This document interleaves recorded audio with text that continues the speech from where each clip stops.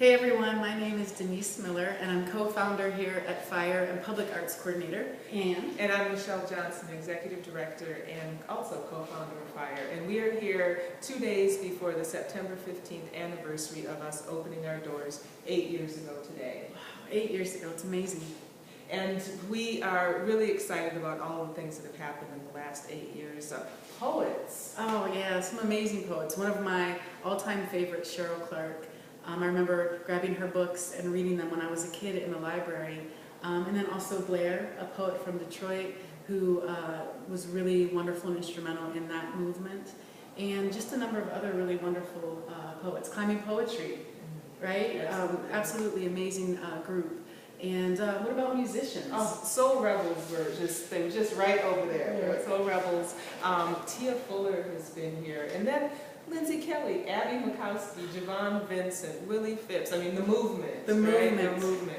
So tomorrow night we'll be kicking off the reunion tour. Oh no, not a tour. Right. Maybe. Our reunion show with the movement. And that's like one of the most amazing things I think that's happened here at FIRE is the music and the poetry and the visual arts. Tyree Guyton. Right. And think about music, right? Speaking of music, we have what now? A recording studio? A recording studio and a radio station. One of our early dreams about FIRE 8 years ago was to have a radio station. We have one, 101.7 FM in the 2 blocks, just right around here, and 24 hours on the internet. That's awesome. And we also have, one of my dreams as well, was to have a press. So we have Creative Justice Press, and we've published we had an international chapbook competition, so we've published a poetry chapbook of a really wonderful poet that has another couple of books out actually. And then we have another series of chapbook contests going on right now, and we have at least one anthology that we've published as well. And so we're going to continue to grow that. And we've had student editors from high school, and we've also had student editors from the colleges in the area, so K College, KVCC, and Western. And so, I mean, we could go on and on right. about all the things that are going on here that are exciting, that have happened and bloomed and taken root over the last 8 years. And we've had a lot of changes in our individual lives and a lot of growth really as a result of our work here at FIRE. Sassafras, right. So, yeah, so you want to speak to our creative justice model for a second, and then I'll tell how I got to Sassafras? Absolutely. Okay. Our creative justice model, we have 5 principles to our creative justice model. First is we believe in people identifying their authentic self, their authentic voice, who they really are, what they feel passionate about. Second, being able to get the skills to be able to articulate that unique voice. So learning how to, cook, learning how to work a microphone, learning how to work a board, learning how to do graphic arts, learning how to take photographs, learning how to change your community through social justice activities, right? Learning how to write grants.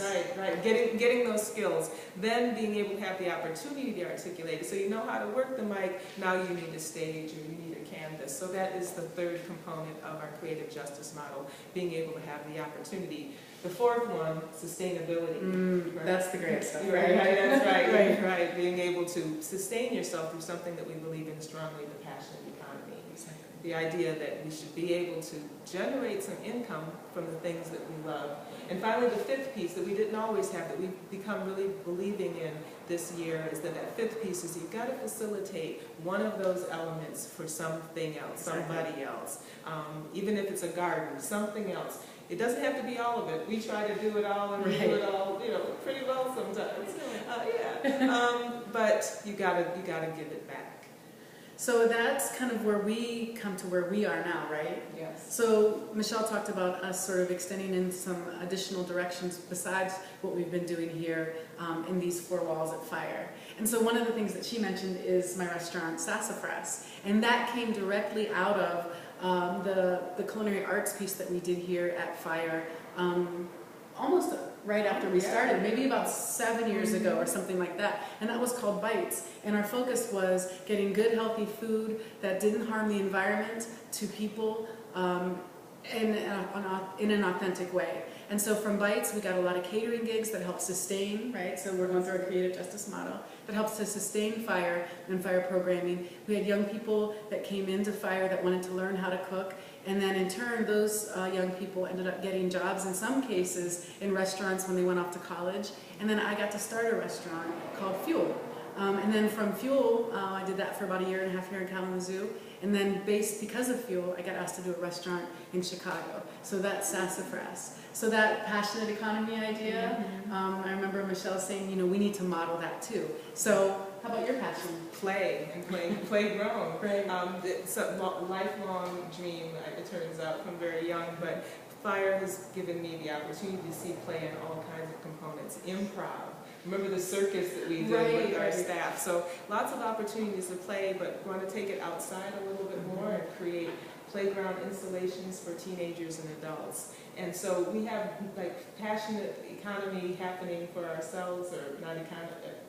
Yeah, economy basically, right? Absolutely, yeah. We're following our passions. Exactly. But we still both remain fundamentally committed to Fire, and we really believe very strongly in those things that we've talked about, our radio station, and we didn't talk about our greening component. Our garden. Our garden, right. Yes, the Dirty Table Project.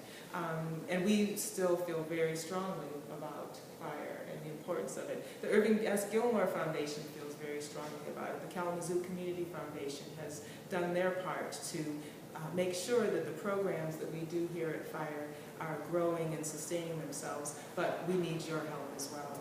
Exactly. One of the things that makes a nonprofit really viable is the community. It's for the community and it's by the community. And so what we need from you then is to give, to help support, just like the Irving S. Gilmore Foundation is and just like the Kalamazoo Community Foundation is. Show your commitment as well. Walk through the doors to come to an event. You can check out our events at thisisfire.com, or give whatever you can give. We know that movements have been funded sometimes at $5, all the way up to $5 million. We're not asking you to give $5 million unless you want to. If you got if you want to. But $5, $10, whatever works for you. You can give a one-time donation or a recurring donation. And both of those opportunities, or all of those opportunities, are on our webpage as well, thisisfire.com. So we're asking you to give and to continue to support what you know of Fire. Right. For all the folks who love it, who believe in it, who say whenever they see us, we really believe in what you do. We're so happy that you're here. This is the time that we need you to come up with just $15. That would be a great contribution, because if everybody that liked Fire gave up $15, we would be at our goal right now. We'd be beyond our goal, I think, and right? if you're a new donor or an increased donor, if you gave $5 last year and you want to give $10 this year, for every dollar from a new donor and increased donor, the Irving S. Gilmore Foundation will match your donation. So if you would, give to help us continue to plant seeds in this community and to watch them grow and to grow ourselves. Thank you. You can go to thisisfire.com and donate. Thanks. Thanks.